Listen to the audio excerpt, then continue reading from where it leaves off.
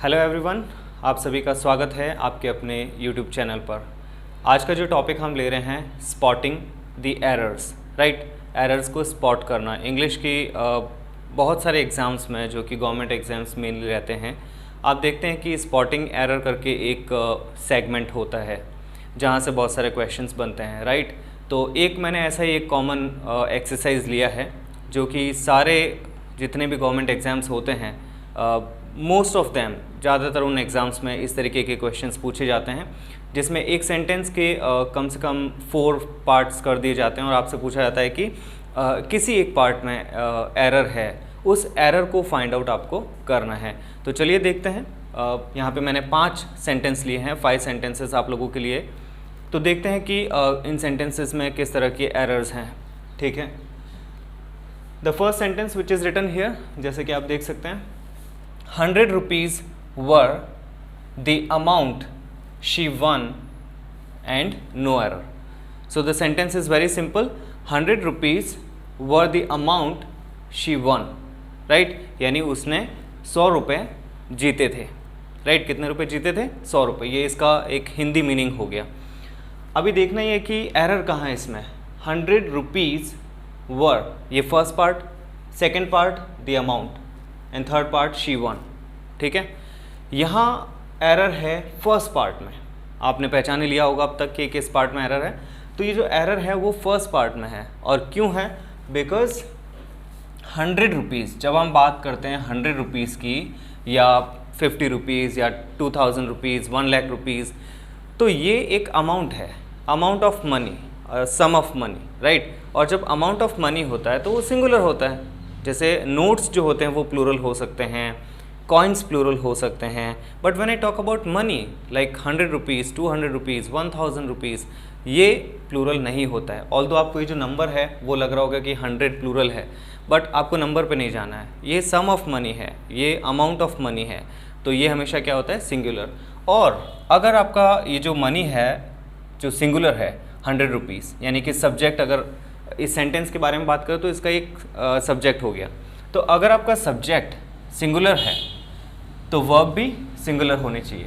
Subject verb agreement, एक topic आपने पढ़ा होगा, सब्जेक्ट वर्ब अग्रीमेंट या फिर सब्जेक्ट वर्ब कॉन्कॉर्ड। तो यहाँ पे 100 रुपीज़ वर्ब की जगह 100 रुपीज़ वॉज, ये होना चाहिए आपका correct answer. 100 rupees was the amount she one. चलिए अब बात करते हैं क्वेश्चन नंबर 2, सेकेंड क्वेश्चन की बात करते हैं। The story of the spirits, the story of the spirits residing in the building is a myth. Myth means झूठ, एक झूठ है, myth. And will remain so. The story of the spirit, सबसे पहले आपको देखना है कि इस पूरे सेंटेंस का सब्जेक्ट क्या है। तो सब्जेक्ट यहाँ पे है the story of the spirits, ये है subject. The story of the spirits, इसके बारे में हम बात कर रहे हैं। स्पिरिट्स मतलब भूत, गोस्ट, आत्माएं, right. The story of the spirits residing, यानी जो वहाँ पे रहती है, residing in the building is a myth, वो एक झूठ है। यानी ये जो भी कहानी बना रखी है कि इस घर में आत्माएं रहती है, ये सब झूठ है, ठीक है। ये तो इसका हिंदी मीनिंग हुआ, बट हमें देखना है कि एरर कहाँ है इस सेंटेंस में। तो देखिए, the story of the spirits residing in the building is a myth and will remains सो।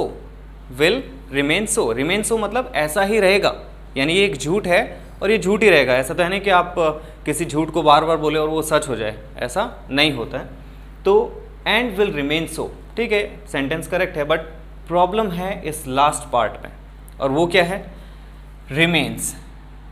ये देखिए, remains, will remain, it should be remain, ये फर्स्ट फॉर्म होना चाहिए, and will remain so, right. Because जब हम विल शैल यूज़ करते हैं, that is जो हेल्पिंग वर्ब्स हम यूज़ करते हैं, तो फ्यूचर टेंस में आपने पढ़ा होगा कि हेल्पिंग वर्ब जो होती है विल शैल, उसके साथ में वर्ब की बेस फॉर्म यूज़ करते हैं। बेस फॉर्म मतलब फर्स्ट फॉर्म, जिसे हम अलग अलग नाम से भी जानते हैं, ठीक है। जैसे कि जो टू के साथ हम यूज़ करते हैं इन्फिनेटिव, बेयर इन्फिनेटिव जिसको हम बोलते हैं, राइट, कि बेयर इन्फिनेटिव। खैर इतना आपको डीप में जाने की अभी ज़रूरत नहीं है, बेयर इन्फिनेटिव या ऐसा कुछ भी। आप ये ध्यान रखिए कि जो हेल्पिंग वर्ब होती है फ्यूचर टेंस की, विल शैल या विल शैल मॉडल्स में भी यूज़ होते हैं, तो उसके साथ हम वर्ब की फर्स्ट फॉर्म यूज़ करते हैं। तो यहाँ एस की कोई ज़रूरत नहीं है। एंड विल रिमेन सो, ऐसा ही रहेगा, दैट्स इट। अब जो तीसरे नंबर का सेंटेंस है वो आप देखिए, you are not expect to do the work alone, you are not expect to do the work alone, right. आपसे ये उम्मीद नहीं की जाती है कि आप ये काम जो है अकेले करेंगे, you are not expect to do the work alone, ठीक है। लेकिन प्रॉब्लम कहाँ है, एरर इस सेंटेंस में कहाँ है? तो आप देखिए जो फर्स्ट पार्ट है, यू आर नॉट एक्सपेक्ट, ये सेंटेंस जो है आपको ये ध्यान रखना चाहिए कि ये एक्टिव सेंटेंस नहीं है, ये है पैसिव सेंटेंस, राइट। और अगर ये पैसिव सेंटेंस है तो आपने देखा होगा पैसिव सेंटेंस में हम third form of verb use करते हैं, ठीक है, फर्स्ट फॉर्म नहीं यूज़ करते हैं, हम third form of verb use करते हैं। तो एक्सपेक्ट की जगह ये होना चाहिए एक्सपेक्टेड, तो ये जो है ये रॉन्ग है, expect, it must be expected. You are not expected to do the work alone. तो हेल्पिंग वर्ब और जो मेन वर्ब है उसका भी एक रिलेशन है, राइट, वो भी अग्रीमेंट होना चाहिए। तो यहाँ पे आर के साथ में एक्सपेक्ट तो आ ही नहीं सकता, राइट, आर के साथ में आपके साथ आना चाहिए third form of verb, right. So you are not expected, ठीक है, थर्ड वन इज डन। चलिए अब बात करते हैं चौथे सेंटेंस की। तो यहाँ पे देखिए, Jaya asked Sushmita, Jaya asked Sushmita to reminds her about the meeting, that's it, about the meeting, right. Who asked who, Jaya asked Sushmita to reminds her about the meeting, Jaya ने सुष्मिता को कहा कि मुझे मीटिंग के बारे में रिमाइंड करवाना, ये सेंटेंस है, ठीक है। अब प्रॉब्लम किस पार्ट में है, थोड़ा सा आप सोचिए, प्रॉब्लम है फर्स्ट पार्ट में, और वो कौन सा, ये Jaya asked Sushmita, right, problem is in the first part, absolutely wrong, because the problem is not with the first part, the problem is with the second part. Second part में आप देखें टू रिमाइंड्स। अब यहाँ दिक्कत क्या है, दिक्कत है कि रिमाइंड्स आप कैसे यूज़ कर सकते हो, आप टू के साथ first form of verb use करते हो, ये एक बेसिक रूल है, right. For example, I like to eat food, I like to eat, और फूड की जगह कुछ और भी हो सकता है, I like to eat pizza और something. So I like to eat, I like to dance, I like to swim, to के बाद आप first form of verb use करते हैं, राइट, इन्फिनिटिव जिसे हम कहते हैं। तो टू के बाद आप यहाँ पे देखें फर्स्ट फॉर्म ऑफ वर्ब होना चाहिए, तो सेकंड फॉर्म या एस फॉर्म कुछ भी नहीं चलेगा, it must be to remind. तो यहाँ ये जो एस है ये नहीं होना चाहिए, it must be simply to remind, that's it.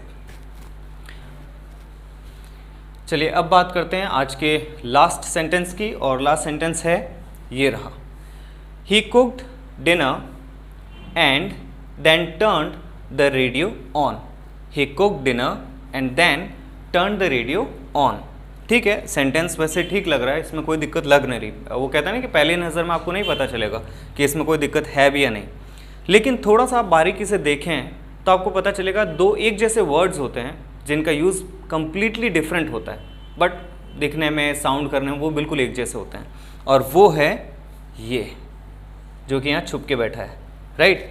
तो ये है THAN, देन, जिसका हम यूज़ करते हैं कंपैरिजन करने के लिए, राइट। जब हम बात करते हैं कि कंपैरेटिव डिग्रीज की बात करते हैं एडजेक्टिव्स में, तो हम देन का यूज़ करते हैं, right. He is smarter than him, she is cleverer than him, तो इस तरीके के वर्ड्स आप सेंटेंसेस बनाते हैं। तो देन का जो यूज़ होता है वो कंपैरिजन के केस में होता है, उसके लिए होता है। यहाँ यूज़ होना चाहिए THEN, यहाँ आपको यूज़ करना चाहिए THEN, एंड THEN जो होता है वो टाइम के लिए यूज़ होता है, यानी जैसे अपन बोलते हैं ना, इसके बाद हमने ये किया, इसके बाद हमने ये किया, राइट। तो आई होप आपको ये वीडियो पसंद आया होगा, आपको ये सब चीज़ें समझ में आई होगी। Thank you for watching.